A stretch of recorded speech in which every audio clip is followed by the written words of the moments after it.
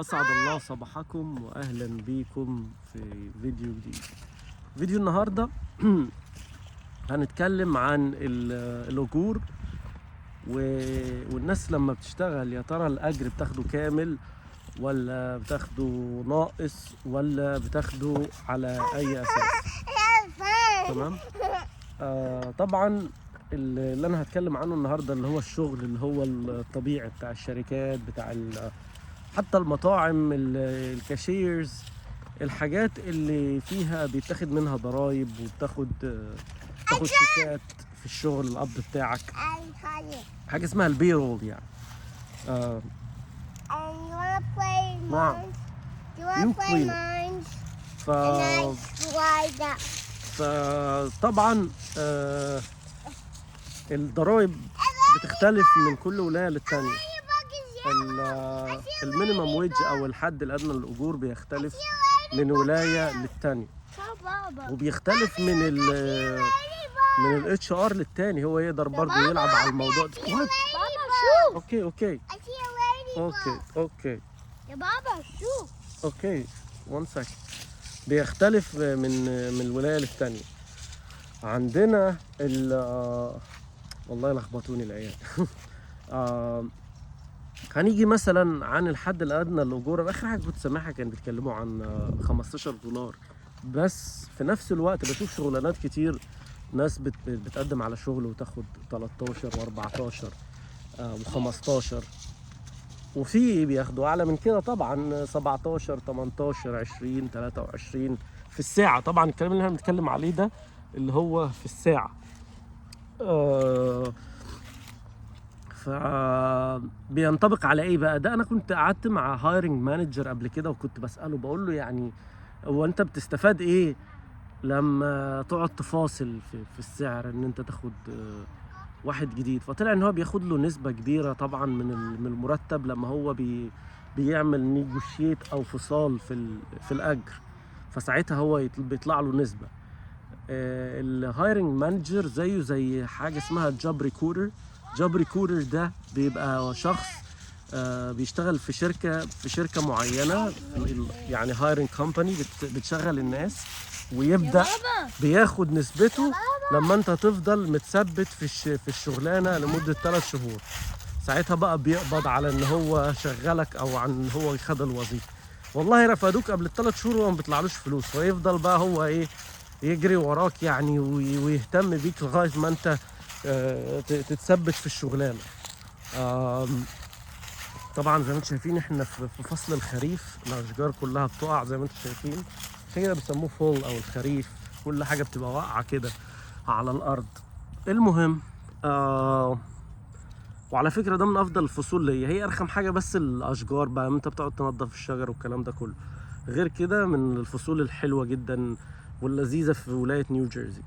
تمام. ده اتكلمنا على الحد الادنى للاجور. بيجي بعد كده بقى المرتب. ليتس سي انت بتاخد $2000 في الشهر، فبيتاخد منك نسب معروفه على حسب الانكم بتاعك وعلى حسب الاندبندنت او عدد افراد الاسره. فالسنجل بيدفع ضرائب اكتر من المتزوج، والمتزوج بيدفع ضرائب اكتر من المتزوج وعنده طفل، وهكذا. كل ما بيزيد بتقل الضرائب اللي بياخدوها منك. وفي حاجه طبعا اسمها، الناس هتيجي تقول لي ما انت بيرجع لك ضرائب في الاخر برضه، ودي ليها حسابات خاصه مع المحاسبين والناس اللي بتلعب فيها او بتلخبط فيها برضه ممكن لو اتجابت بيحصل له مشكله كبيره جدا يعني مع الضرائب. الضرائب دي يعني من اقوى الهيئات الحكوميه عندنا، وغلط ان انت تتلعب معاهم. تمام. خلصنا احنا موضوع الضرائب اللي بتتاخد منك. حاجه اسمها فيدرال تاكس انكم، وفي الستيت. الفيدرال دي اللي هي للفيدراليه، والستيت دي للولايه. فزي ما احنا قلنا كل ولايه والتانيه بتختلف عن نسبتها وبتختلف من شخص للتاني. دي الضرائب اللي بتسحب منك. في حاجه تانيه بقى اسمها الضريبه على المشتريات. ضريبه المشتريات بتختلف من ولايه للتانيه برضو، بتختلف من كل ولايه للتانيه. يعني مثلا لو انت في نيو جيرسي بتدفع ضرائب على المشتريات غير اللي بتدفعها في نيويورك، غير اللي بتدفعها في فلوريدا، غير اللي بتدفعها في كاليفورنيا. فكمثال يعني لو شخص بيعمل $2000 في الشهر، ساعات بيتاخد منه ضرايب يوصل مثلا، اقول بيوصل له $2000 في الشهر بتتقسم على القبض الاول. ايوه عشان ما نلخبطكوش، الاول القبض بتقبض باربع انواع من القبض. في ناس بتقبض يوميا، ودول اللي شغالين في المطاعم، لان دول المرتب بتاعهم بيبقى بناء على البقشيش، تمام، فبياخدوا باليوم. وفي ناس بتشتغل القبض بتاعها بيبقى اسمه ويكلي يعني بيقبضوا في الاسبوع، وفي باي ويكلي every 2 weeks يعني كل اسبوعين، وفي ناس بتقبض مونثلي يعني في الشهر. فاحنا الاغلبيه العظمى بيقبضوا باي ويكلي اللي هي كل اسبوعين. فهنقول ال2000 دي انت بتقبض 1000 في الاسبوع، فال1000 دي بعد ما يتخصم منها ضرايب مثلا في نيو جيرسي افريج يعني بيوصل لك في الاخر مثلا 860 870، تمام. فهتلاقي نفسك في الاخر عملت 1700 1800 بالكتير من ال2000. الباقي ضرايب، غير بقى في ضرايب وفي ميديكيت اللي هي تأمين صحي وسوشيال سيكيورتي، دي اللي هي زي المعاش كده بعد ما تخلص 401k.